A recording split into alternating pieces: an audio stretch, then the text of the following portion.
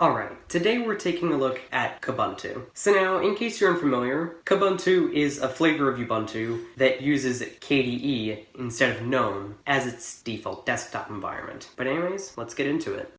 Alright, so now the website is kubuntu.org.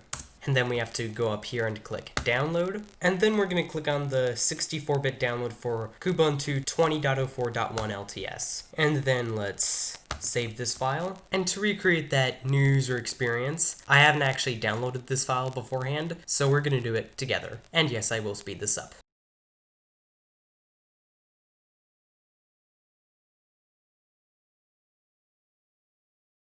Alright, so now that that download's completed, I'm gonna go put it in my VMware folder, start my Kubuntu VM, connect our Kubuntu ISO, and boot it up. And let's skip past this disk check. Alright, now let's go ahead and install Kubuntu, set English US as our keyboard layout, and select both of these, and normal installation, and then use the entire disk to install Kubuntu. Let's continue, and set our time zone. We are in the Toronto time zone. Then set our name, and then we'll just call this Kubuntu, and continue. So now this installation will take a while, so I'll speed this up.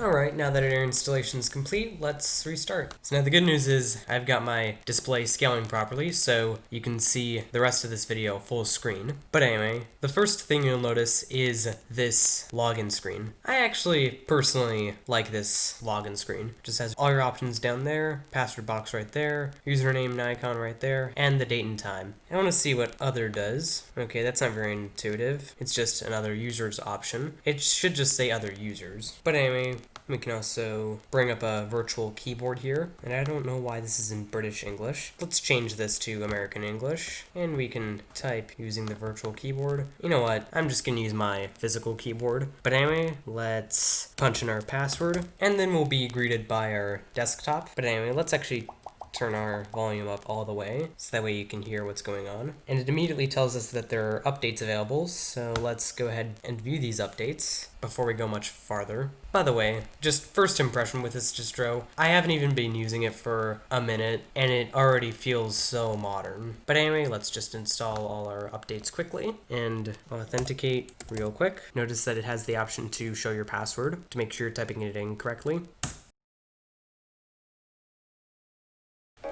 Alright, looks like we need to reboot the system to finish installing our updates, so let's go ahead and do that, and I'll be back after this. Alright, now that I'm back, I notice at first that it opens Discover, the software center for KDE, because we had this open when we rebooted, and you'll notice that the application that you use to install updates on Kubuntu and KDE-based distros in general is the same program that you use to install applications. But anyway, let's close out of this, and go ahead and look at our dock, taskbar, whatever you want to call it. And right down here, we can show our desktop, and we have the time right here. And if we hover over it, we get the date, and we can pick our network, set our Bluetooth configuration, and change our volume, and also look at what applications are playing or recording audio. And we can also look at any hidden items, like KDE Connect, which is an integration to connect your Android device to your KDE desktop, which is actually very clever, even if it only supports Android. But anyway, if we right-click on our dock, we can go ahead and edit the panel. And actually, I want to remove this minimize all windows option because I'm 100% sure I will never ever use it. So it'll really just be there for looks, so it might as well just be removed. But anyway, let's see what widgets we can add. And you'll immediately notice that KDE is basically designed to be easily customizable. But anyway, actually, I want to try comparing the full screen application launcher to the default one. So let's go ahead and add that. Now we have two of the same icon here. This is the default application launcher. We have favorites, applications, computer, history, and leave for logging out and shutting down the system. And then here's the application dashboard. You know what, I actually like this better than the default list view. So I'm actually gonna go edit my panel and remove the application launcher in favor of the application dashboard. And by the way, Pager shows what applications you have open. And then let's back out of this. Now let's look at our settings before we go much farther. And you'll immediately notice that there are tons of options in here. Let's actually try customizing our appearance first. And we can click Breeze Dark to get a dark theme. Look at that. Then let's look at these other customization options. Let's see what this oxygen theme is like. Fancy. Application style. Let's try oxygen. Window decorations. And we can actually edit this breeze theme. Like, there's a ton of options in here. We can even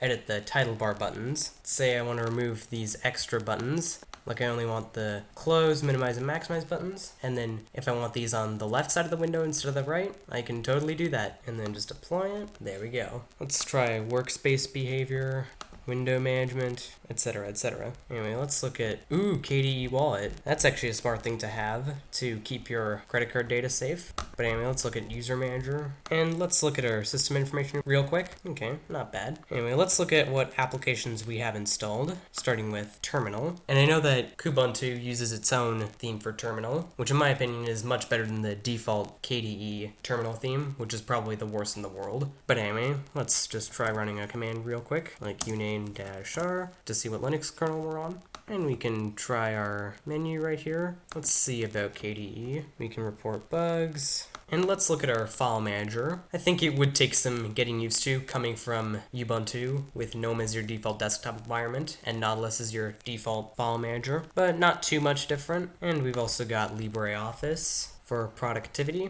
Say we want to create a new writer document. I actually really don't like the way these icons blend in with the theme if you're using a dark theme. I do remember seeing an option that would let you customize the icons, but that's not really important to this video. Now let's see all our applications. And of course we got Arc, which is basically KDE's version of Archive Manager. And we've got Pulse Audio installed by default for a finer level of control for your audio devices. I wonder why vanilla Ubuntu doesn't come with that by default. And we've also got some basic games like Solitaire, Mahjong, Mines, and Sudoku, and Thunderbird Mail for email. Basically everything you'd expect out of a Linux distribution, including the Firefox web browser. So now let's actually try going to my YouTube channel at youtube.com/DrewHowdenTech. And then let's try watching this video right here. Hey YouTube, this is Drew Howden Tech here to show you how to set up a Plays DIY just fine. media server with Ubuntu server. Let's actually up this resolution. Well, maybe Yep, plays just fine, file server. like you'd expect. Anyway, you can watch this video on your own time. But yeah, this distro basically has everything you'd expect out of a Linux distro, especially one based on Ubuntu. And it also, and this is with KDE-based distros in general, it's also designed to be extremely customizable without having to switch desktop environments, which is really good if you're a customization freak. So in the end, Kubuntu is really just Ubuntu for people that want to use KDE. So would I recommend using this distro? Well, I'd recommend it for people that want to use KDE as their desktop environment. Because again, it's really just Ubuntu for people that want to use KDE. But anyway, thanks for watching. If you liked this video, found it interesting, hit the like button, share this video with your friends, subscribe to the channel, and leave a comment. And by the way, I'm actually gonna switch to this distro because I've been seriously thinking about switching to KDE, so I can't wait to show you what my next Linux desktop will look like.